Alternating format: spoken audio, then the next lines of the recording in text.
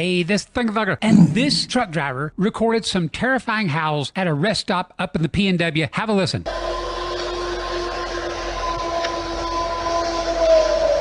Most people believe it's a wolf. Let's put that to the test and see.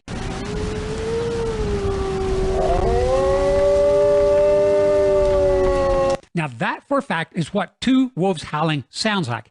And this is what those howls look like. We can see with our own eyes these yellow and orange tubes of light as they meander up and down in pitch, constantly changing as the wolves sing. Now here is one of the howls recorded by Danny the truck driver that night.